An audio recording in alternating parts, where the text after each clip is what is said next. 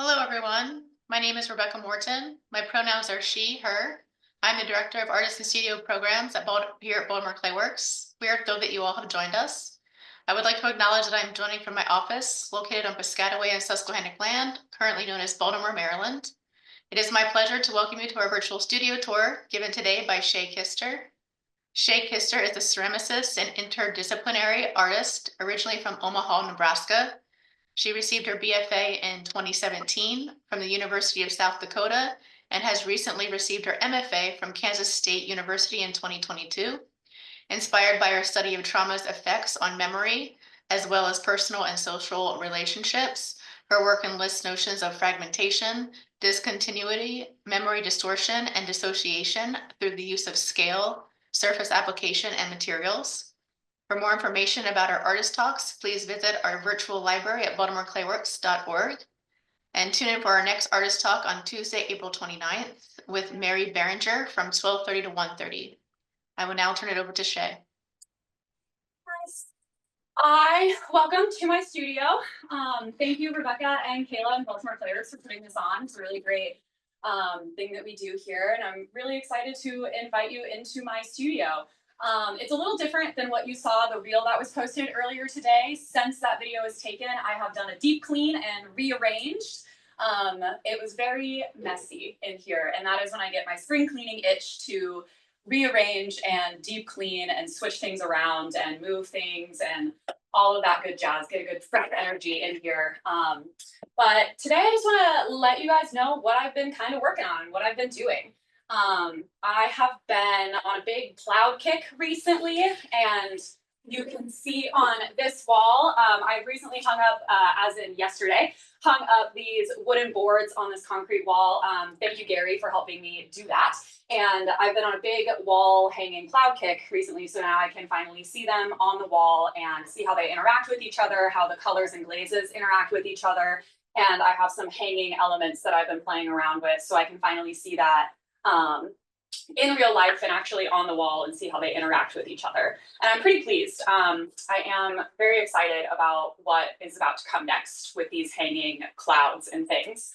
But I've been in a big glazing kick, and so I kind of want to talk about that. Well, actually, let me back up. Since I have just reorganized, I've reorganized all my shelves that you guys can't see. You're kind of sitting on a shelf right now. And so I have two big stackable shelves, and on the very top, I have finished work that I have sanded. It's fully done and ready to enter the world. My shelves below that are things that need to be sanded or fired again, or the glaze isn't quite right, but mostly sanding. And then below that, I have works in progress, so greenware that's drying or I'm continuously working on. Below that, I have a bunch of bisqueware. I'm in a big, well, I need to be in a big glaze kick to free up space on my shelves.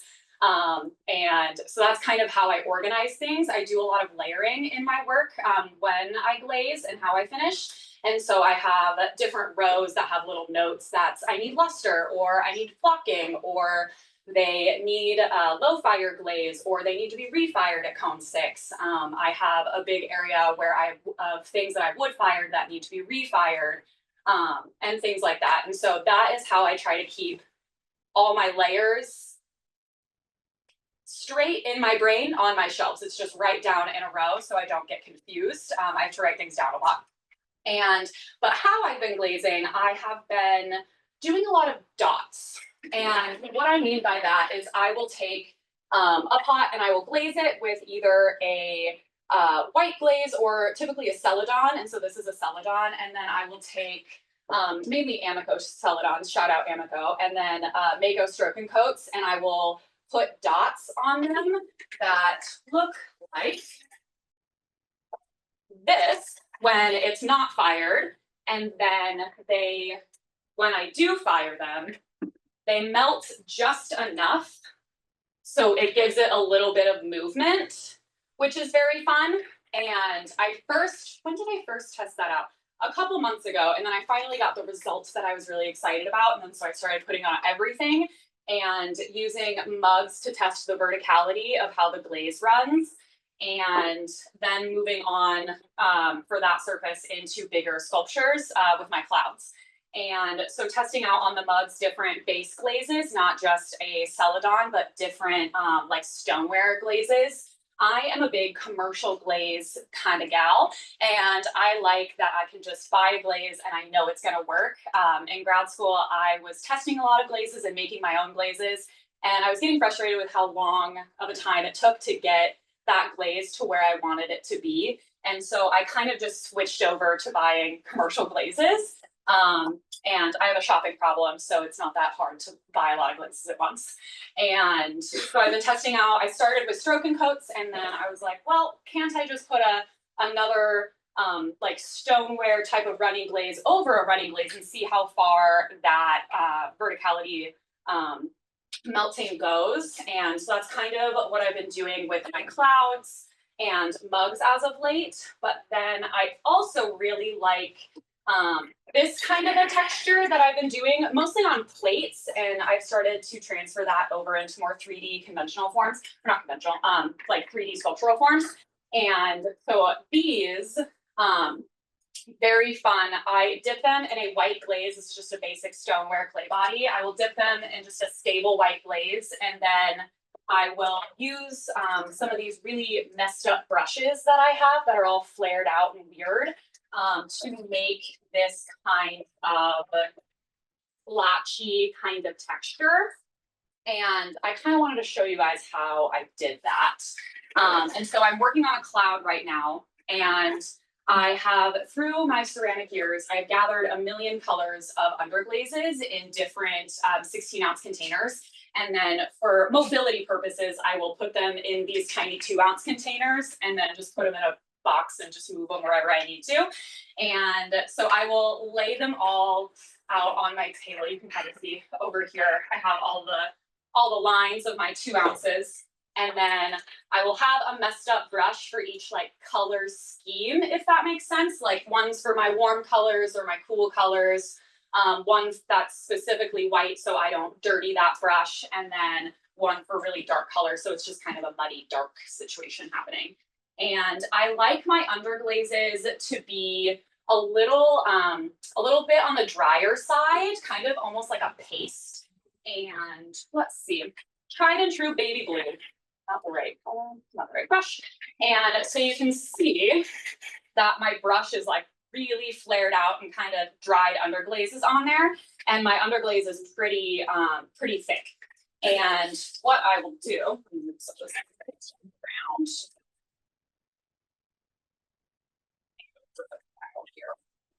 And I'll just kind of tap into it just to get a little bit of color on there. And kind of like eyeshadow, playing around with eyeshadow. And then, where can you see it here? And then I'll just kind of dab it on there. And I really like using these messed up brushes for the texture that they give on the actual form, on the actual surface. And I will layer these underglazes until I get the surface that I like. Multiple different layers. I'll come back multiple different days and see if I like it or if I don't. Behind me, I have a lot of inspiration that I've hung up on my wall, and there's a lot of cloud photos that either I found on the internet that I thought were really cool or that I've taken myself in various locations where I've lived. And some drawings, some quotes, some artwork, some prints by some really great friends, and some drawings, how I started. You can see I drew a cloud with a fun hanging flail, and then now it's on my wall realized. And so I will start out with sketches, and then I'll slowly start to realize them in real life. But I'll kind of just sit and stare at this wall with all my inspiration on it and focus on a couple things and then try to translate that. And so I've been staring at this wall behind me all morning, trying to see the lights and the darks of where they are on the clouds to kind of mimic a real cloud that you would see in the sky, even though it's kind of a cartoony cloud in form.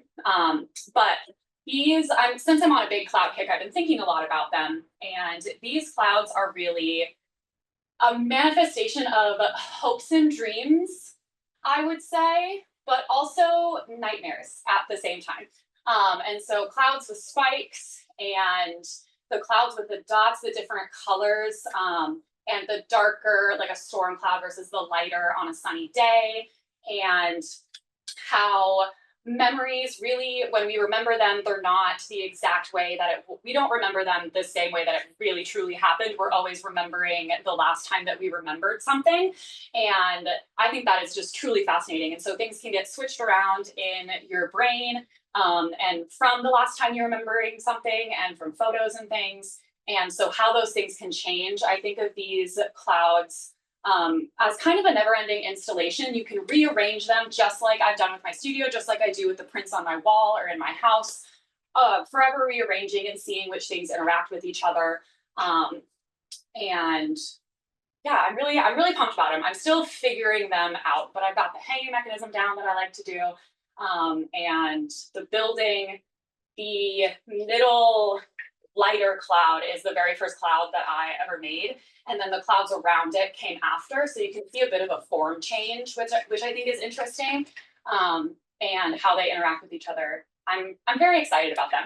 And I have been playing around with making some real stairs that hang on the wall.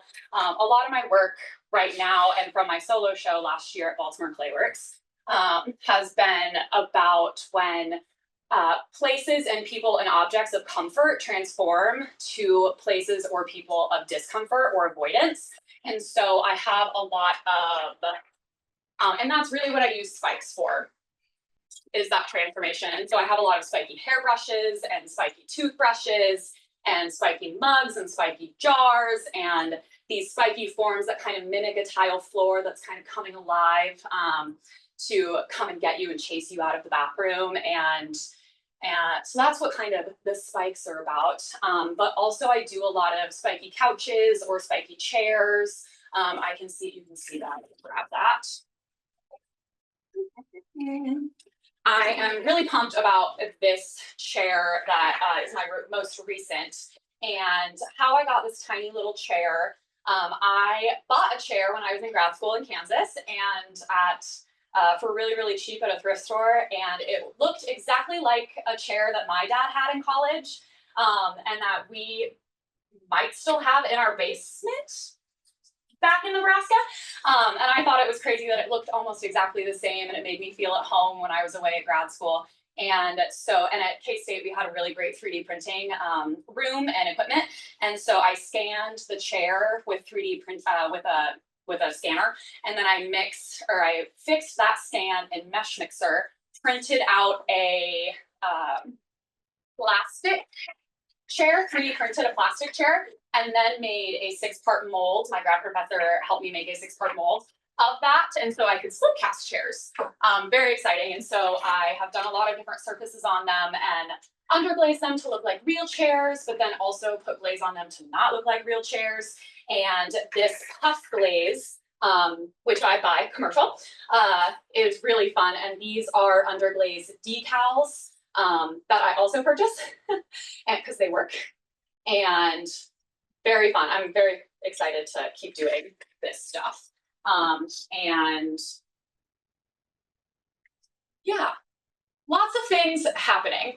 I always have a lot of stuff going on at the same time, but my making in my studio, kind of how I utilize, I do like a big making session, and then I'll bisque everything, and then I'll glaze everything, and then I'll kind of start it over.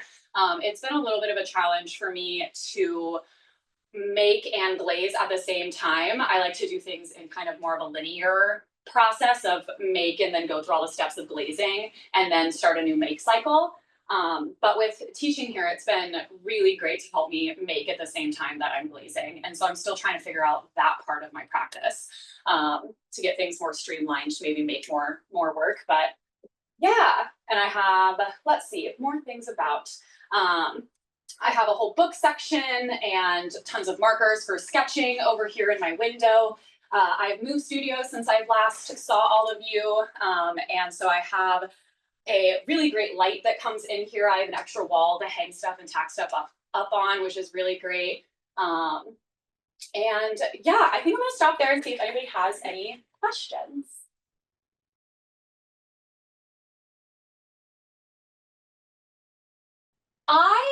I'm I'm not currently preparing for any shows that I have on the docket. But I feel like with how many clouds I've been making and different components to the cloud installation situation that I have going on, that I want to get a show or get into somewhere so I can show these. So not currently, but I'm working on it. Yeah, so well, clouds are cool anywhere that you are, but I remember driving here when me and my partner were moving here for me to be able to do this residency, and we were driving across the state of Maryland, and it was a beautiful day that we were driving in, and the clouds were just like cartoon, fluffy, like the most picturesque clouds I've ever seen. And I know clouds are cool everywhere, but these just like blew me away. And even before that, when I was in grad school, I had been drawing clouds on mugs just in 2D. And so then when we were driving here, I was just like, more clouds, just clouds forever. And so I kept drawing them 2D on mugs and on different forms. But then only recently, as in the beginning of this year, maybe like very recently, have I started taking them from 2D into 3D. And I think a lot of that is from doing demos teaching here. I'm teaching a hand building class right now. And I build the clouds with like a coil, but I really use I call them a slab strip how I build. I do a really big coil and then I kind of pound it flat. And so it's just a taller, thick kind of slab strip. And so I was like, oh, let's just make a cloud. Let's make one for fun. Like, let me show you how to use coils. And so that was really where the first cloud began, was as a demo.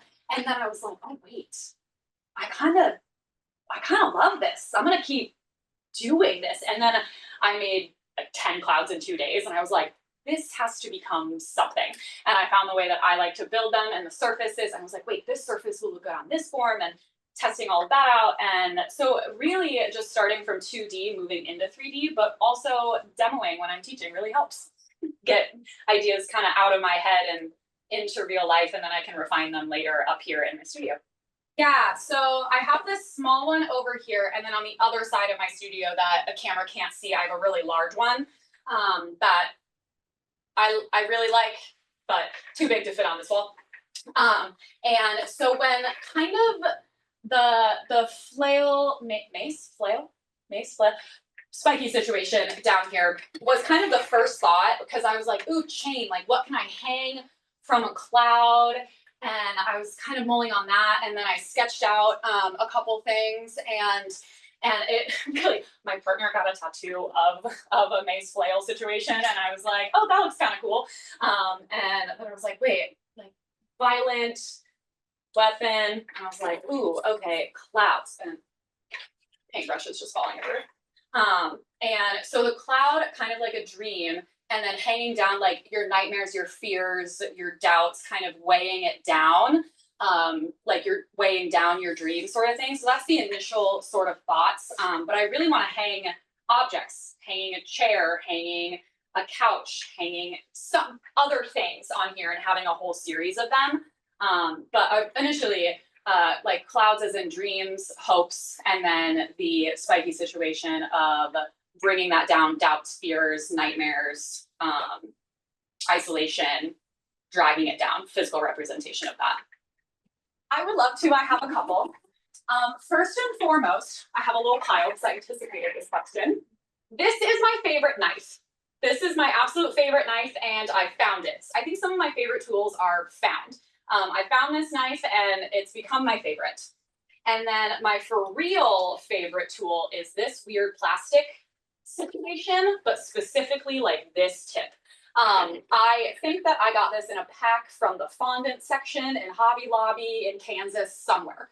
And it is the perfect angle curve to get into my handle curves, but then also around spikes. Like this cleans up spikes, just chef's kiss. And I've used it so much that the plastic is thinning out, and I know when this breaks, I will cry. And then when I've been building my clouds, I've been using this serrated tool a ton, so it's quickly become a very important part of my cloud sculpting practice. And then this weird metal tool I used to smooth the inside of my handles, and I don't know what I did before I got this tool. because I use it on every single mug that I have made in the past like year and a half, ever since I got it. So those are a couple of my favorite, but the knife.